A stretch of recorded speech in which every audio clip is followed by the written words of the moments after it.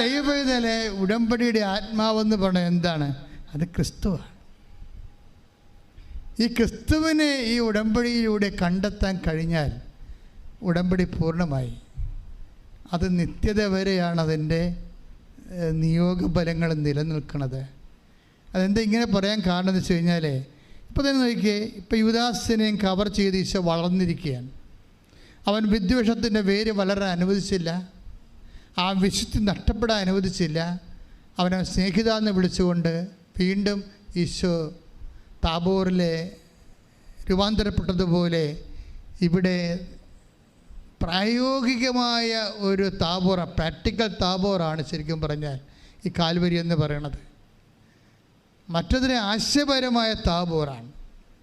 നമുക്കത് ദൃശ്യവൽക്കരിച്ചു, പക്ഷേ അത് പ്രയോഗവൽക്കരിക്കണതും ടാഞ്ചിബിൾ ആക്കണതും എല്ലാം കാൽവരിയിലെ താബോറിലാണ്. താൽവരിലെ ഈശോ ട്രാൻസ്ഫിഗറേഷൻ വല്ലാണ്ടങ്ങോട്ട് മാറുകയാണ്. എന്ന് വെച്ച് കഴിഞ്ഞാൽ അവസാനം ഈശോ ക്രൂശിക്കപ്പെട്ടു മരണത്തിൻ്റെ അവസാന നിമിഷം ഈശോ ചെയ്യുന്ന ലാസ്റ്റ് ചെയ്തുണ്ട്. എന്ത് പറയും? ഈ കൂടെ തന്നെ കൊല്ലാൻ വേണ്ടി കൂട്ടുനിന്നവരെ കൂടി സ്വർഗത്തിലേക്ക് തൻ്റെ കൂടെ കൊണ്ടുപോകാനുള്ള മാർഗങ്ങൾ അന്വേഷിക്കുന്ന ഈശോ. That is Christ. അതാണ് ക്രിസ്തു. സ്തുതിക്കട്ടെ. ഹല്ലേലൂയ ഹല്ലേലൂയ ഹല്ലേലൂയ ഹല്ലേലൂയ. യേശുവേ നന്ദി. ഹല്ലേലൂയ ഹല്ലേലൂയ. പരിശുദ്ധ പരമ ദിവ്യകാരുണ്യത്തിന് ആരാധനയും സ്തുതിയും പുകഴ്ചയും ഉണ്ടാകട്ടെ. ഇത് വളരെ തന്ത്രപരമായിട്ട് പഠിച്ചെടുക്കേണ്ട ഒരു പാഠമാണ്. ക്രിസ്തു ഒരു ഉടമ്പടിയിലൂടെ പോവുകയാണ്. ഉടമ്പടിയുടെ വിശ്വസ്തത ബ്രേക്ക് ചെയ്യാൻ ഒത്തിരിയേറെ അവസരങ്ങൾ വന്നിട്ട് അതിനെയൊക്കെ കവർ ചെയ്തുകൊണ്ട് ഈശോ കുരിശിൽ നിൽക്കുമ്പോൾ പിതാവിൻ്റെ തിരുമനസ്സിനോട് വിശ്വസ്തത പാലിച്ചുകൊണ്ട് ഉടമ്പടിയുടെ അവസാനത്തെ നിയോഗം നിറവേറ്റാൻ വേണ്ടി വിനാഴിക മാത്രം ബാക്കി നിൽക്കുമ്പോൾ യേശുവിൻ്റെ മനസ്സിൽ വരണേ എന്താണെന്നറിയാവോ? 2 കള്ളന്മാർ മാത്രമല്ലേ ഇവിടെ ഉള്ളു. ബാക്കിയെല്ലാം അമ്മയും അപ്പോസ്തലന്മാരും ഒഴിച്ച് ബാക്കിയെല്ലാം കള്ളന്മാരാണ്. എന്താ കാര്യം? പക്ഷേ ഇവർക്ക് വേണ്ടി കൂടിയല്ല ഈശോ മരിച്ചത്. അല്ല, ഇവരെ ഒഴിവാക്കിയിട്ടല്ല ഈശോ മരിച്ചത്. ഇവരുടെ കൂടെ ആത്മരക്ഷയ്ക്ക് വേണ്ടിയാണ് ഈശോ മരിച്ചത്. അതുകൊണ്ട് ഈശോ കരയും. ശരിക്കും അവൻ ജെറുസലേം പട്ടണത്തിൽ കരഞ്ഞതുപോലെയാണ് കുരിശിൽ കിടന്ന് കരയണത്. ജെറുസലേം പട്ടണത്തിൽ കരഞ്ഞത്, ഇനി എനിക്ക് ഭൂമിയിലൊരു മനുഷ്യ അവതാരമില്ലല്ലോ അപ്പാ, ഇവർ മാനസാന്തരപ്പെട്ടില്ലെങ്കിൽ ഞാനിത്തരം കഷ്ടപ്പെട്ടത് വെറുതെ ആകുമല്ലോ അപ്പാ എന്ന്. ആ ഒരു കരച്ചിൽ നീണ്ടു പോണതാണ് കുരിശിലെ അപ്പാ എന്ന് വിളിച്ച് കരയണം. എന്താ കാര്യം? ഇവിടെ കൂടെ നിൽക്കുന്നവരെല്ലാവരും ഈശോയുടെ ഒരു മനസ്സുണ്ട്. എന്താണ്? എന്നിൽ വിശ്വസിക്കുന്ന നിങ്ങളും എൻ്റെ കൂടെ പിതാവിൻ്റെ കൂടെ 12 ഗോത്രങ്ങളെ ഭരിക്കുമെന്ന് അപ്പോസ്തലന്മാരെക്കുറിച്ച് പറഞ്ഞപ്പോൾ അപ്പോസ്തലന്മാർ മാത്രമല്ല, ഈ ഭൂമിയിലുള്ള എല്ലാ മനുഷ്യരും തൻ്റെ കൂടെ സ്വർഗസ്ഥമാകണമെന്നുള്ള ആഗ്രഹത്തിലാണ് ഈശോ ഇത്രയും കാലമെല്ലാം ജോലി ചെയ്തത്, പിതാവിൻ്റെ ജോലി ചെയ്തത്. അതുകൊണ്ടാണ് ഈശോ പറഞ്ഞത്, ഞങ്ങളെ പ്രലോഭനത്തിൽ ഉൾപ്പെടുത്തരുതേ, ഇങ്ങനൊരു സിറ്റുവേഷനിലേക്ക് പിലാത്തോസിനെ കൊണ്ട് എത്തിക്കരുതേ, ഇങ്ങനെ ഒരു സാഹചര്യത്തിലേക്ക് യൂദാസിനെ കൊണ്ട് എത്തിക്കരുതേ, ഞങ്ങളെ പ്രലോഭനത്തിൽ ഉൾപ്പെടുത്തരുതേ. എന്ന് വെച്ച് കഴിഞ്ഞാൽ പാപം ചെയ്യാനുള്ള അവസരങ്ങൾ അവർക്ക് കൊടുത്താൽ അവർ പാപം ചെയ്യും. എന്നാലും അവസരം കൊടുത്താലും പാപം ചെയ്യാത്ത മനുഷ്യരായി വിശുദ്ധിയുടെ കൊടുമുടി കയറാൻ അവരെ അഭിഷേകം ചെയ്യണമേ അപ്പാ എന്ന് പറഞ്ഞുകൊണ്ട് ഇവിടെ റൈറ്റ് ഓഫ് ചെയ്യാനുള്ള സാധ്യത നോക്കും ഈശോ. പിലാത്തോസിൻ്റെ പാപങ്ങൾ, ശതാധിപൻ്റെ പാപങ്ങൾ, പട്ടാളക്കാരുടെ പാപങ്ങൾ, തന്നെ കല്ലെറിയുന്നവരുടെയും തുപ്പിയവരുടെയും പാപങ്ങൾ എല്ലാം പിതാവിനെ കൊണ്ട് മറപ്പിക്കാൻ വേണ്ടി അപ്പാ അത് മറന്നു കളയണമെന്ന് പറയും. അപ്പാ അത് ഓർക്കരുതേ അപ്പാ എന്ന് പറയും. അതാണ് ഈശോ അവസാനം പറയുന്നത്. അതാണ് ഈശോയുടെ ഉയർച്ച. വിശുദ്ധിയിലേക്ക് ഇങ്ങനെ ഉടമ്പടിയിൽ ഉയർന്നു വരുന്ന ഈശോയെ നമുക്ക് കാണാം. ഈ വിശുദ്ധിയിലേക്ക് ഉയരുമ്പോൾ എപ്പോഴും നമ്മൾ ശ്രദ്ധിക്കേണ്ടത് രൂപാന്തരീകരണം. ഈശോ ദൈവത്വത്തിലേക്ക്, ദൈവത്തിൻ്റെ പൂർണ്ണതയിലേക്ക് മനുഷ്യത്വം നിലനിൽക്കുമ്പോൾ തന്നെ ഉയർന്നു വരുന്ന ഈശോ ദൈവത്തിൻ്റെ പൂർണ്ണത കാണിക്കുകയാണ്. കുരിശിൽ കൈയടിച്ച് ശ്രദ്ധിക്കട്ടെ.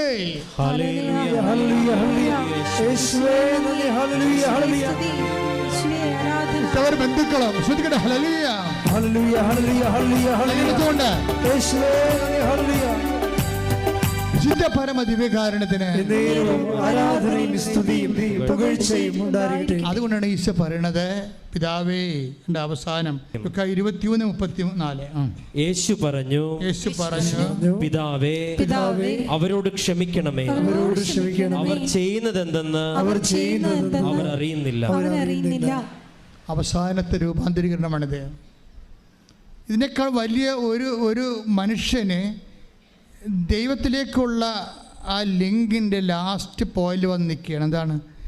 തന്നെ കുത്തി മുറിവേൽപ്പിച്ച് തന്നെ ഒരു കുരവ് ചോരക്കട്ടിയാക്കി മാറ്റിയ വ്യക്തികളോട് ആ സ്പോട്ടിൽ അവിടെ കൂടെ ആത്മരക്ഷയ്ക്ക് ഗ്യാരണ്ടി കൊടുത്തുകൊണ്ടാണ് ഈശോ ആത്മാവിനെ സമർപ്പിച്ചുകൊണ്ട് സ്നേഹത്തിൻ്റെ ദൈവസ്നേഹത്തിൻ്റെ ചക്രവർത്തിയായി കുരിശാകുന്ന സിംഹാസനത്തിൽ അവൻ ആധിപത്യം നൽകും. അതാണ് സ്വർഗസ്ഥനായ പിതാവിൻ്റെ ഈ ഈശോയാണ് അധികാരിയായിട്ട് വീണ്ടും വരുന്നത് നമ്മളെ വിധിക്കാൻ.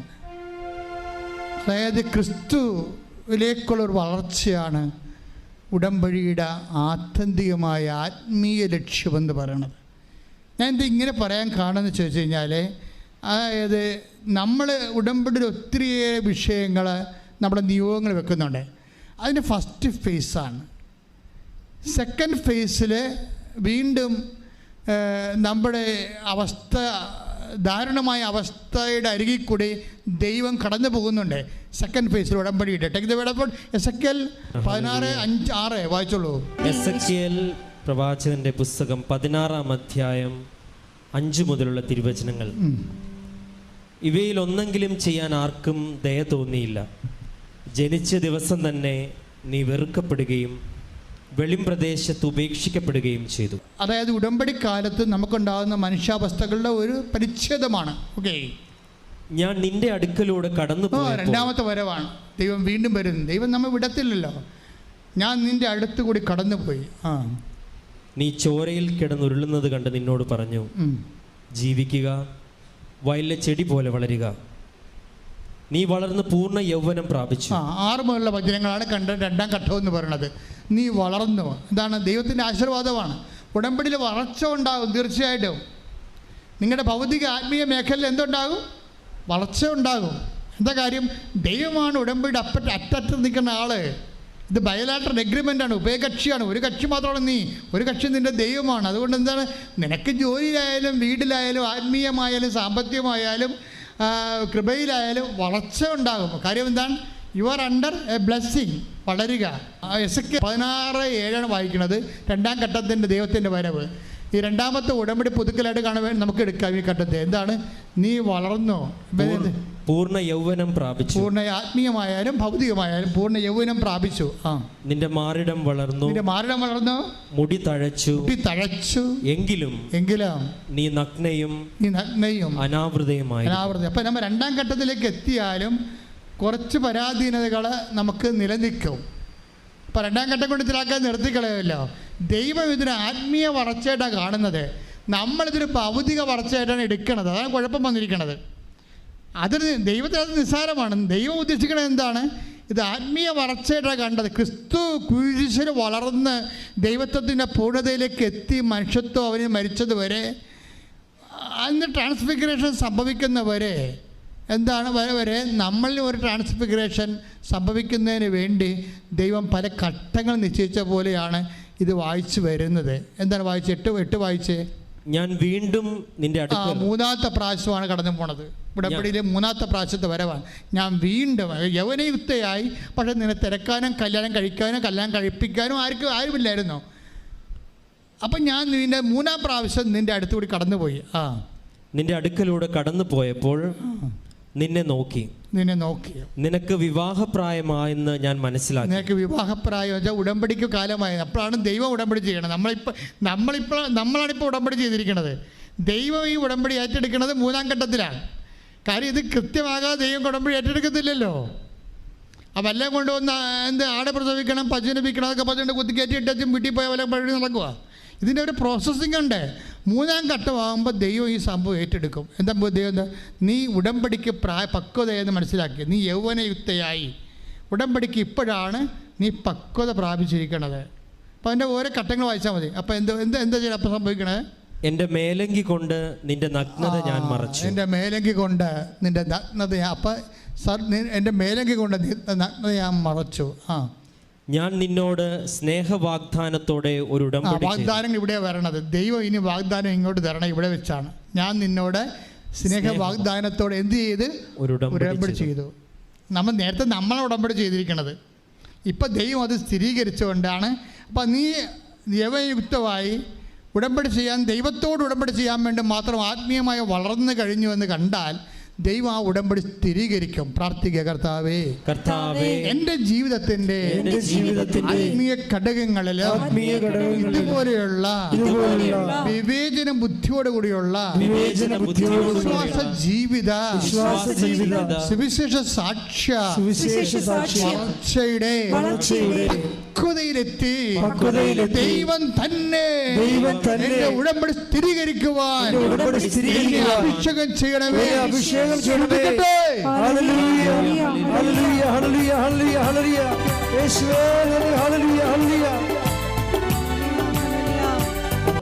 വചനത്തിൻ്റെ അഭിഷേകത്തിലാണ് നമ്മളെ ഇപ്പോൾ ഒത്തിരിയേറെ വിടുതലും രോഗസൗഖ്യവും ജീവിത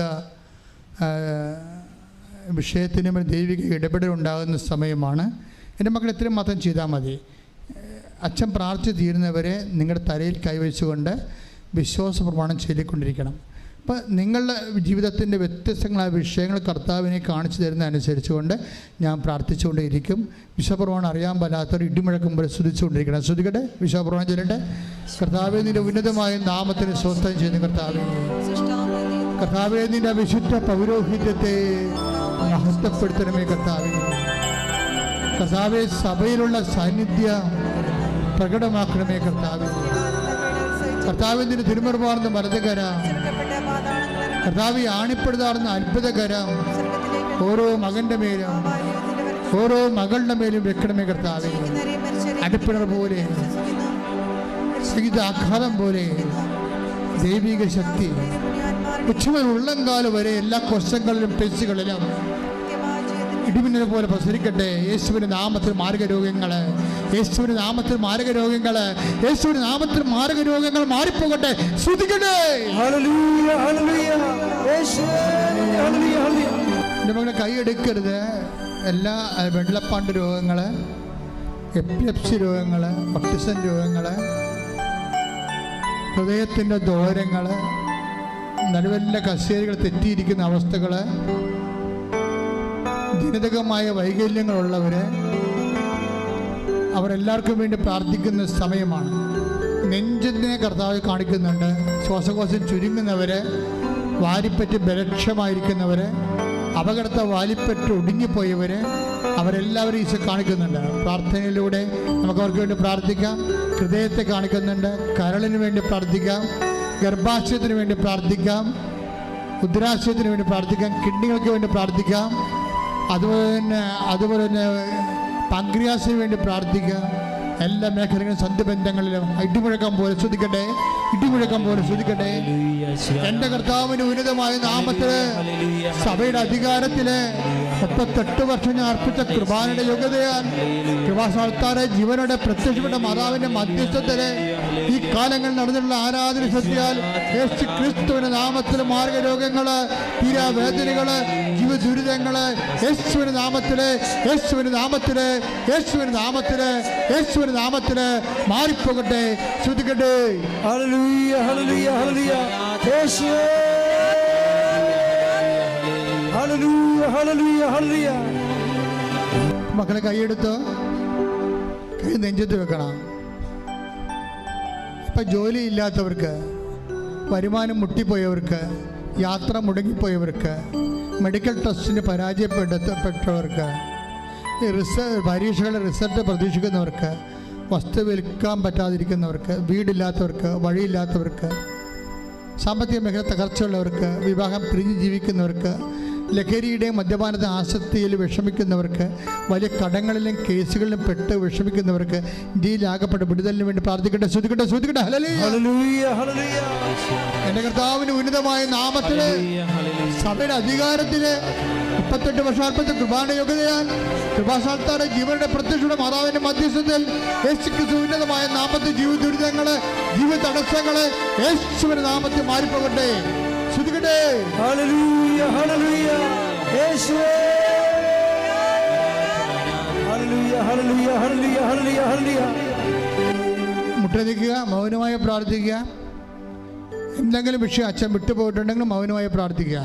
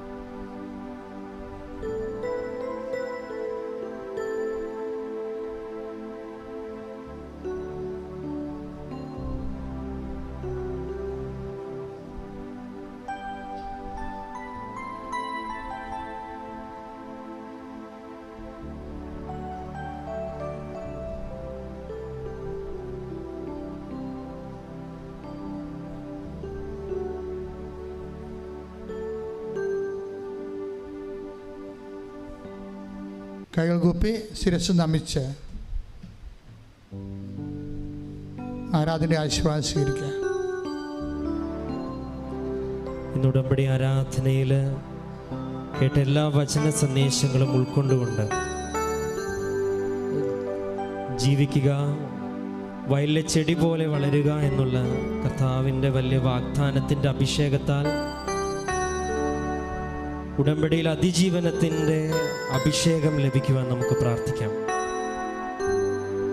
നമ്മളിൽ ആസന്ന മരണമായിരിക്കുന്ന നന്മയുടെ അംശങ്ങളെ ഉത്തേജിപ്പിക്കുവാൻ, ജ്വലിപ്പിക്കുവാൻ പ്രത്യേക അഭിഷേകത്തിനു വേണ്ടി നമുക്ക് പ്രാർത്ഥിക്കാം. വിശുദ്ധിയുടെ കൊടുമുടിയിലേക്കുള്ള നമ്മുടെ യാത്രയിൽ നമ്മൾക്കുണ്ടാകുന്ന ബുദ്ധിമുട്ടുകളെല്ലാം കൃപയുടെ ടാപ്പിംഗ് ടൈമാണെന്നുള്ള വലിയൊരു ബോധ്യവും അത് തിരിച്ചറിയുവാനുള്ള അഭിഷേകത്തിൻ്റെ നയനങ്ങളും തുറക്കുവാൻ ഇടവരുത്തണമേ എന്ന് നമുക്ക് പ്രാർത്ഥിക്കാം. നമ്മളോട് ജീവിക്കാൻ പറയുന്ന കർത്താവ് നമ്മുടെ ഉടമ്പടി ഏറ്റെടുത്ത് നമുക്ക് ആവശ്യമായതെല്ലാം നൽകി നമ്മളെ വിരുന്നിന് വേണ്ടി ഒരുക്കുമ്പോഴേക്കും നിത്യജീവൻ്റെ വലിയ ലക്ഷ്യം വെച്ചുള്ള നമ്മുടെ ഉടമ്പടി യാത്രയിൽ ഈ ആരാധനയുടെ നിമിഷങ്ങളിൽ ദൈവികമായി വെളിപ്പെടുത്തലുകൾ നൽകിയതിനെ ഓർത്ത് നമുക്ക് ദൈവത്തിന് നന്ദി പറയുകയും, കർത്താവേ, അങ്ങ് ഞങ്ങളുടെ മുൻപിൽ സന്നിഹിതനായിരിക്കുന്ന അങ്ങയുടെ സാന്നിധ്യം ഞങ്ങൾ അനുഭവിക്കുവാൻ ഞങ്ങളെ ശക്തരാക്കണമെന്ന് പ്രാർത്ഥിച്ചുകൊണ്ട് ശിരസ് കുമ്പിട്ട് നമുക്ക് ആരാധനയുടെ ആശീർവാദം സ്വീകരിക്കാം.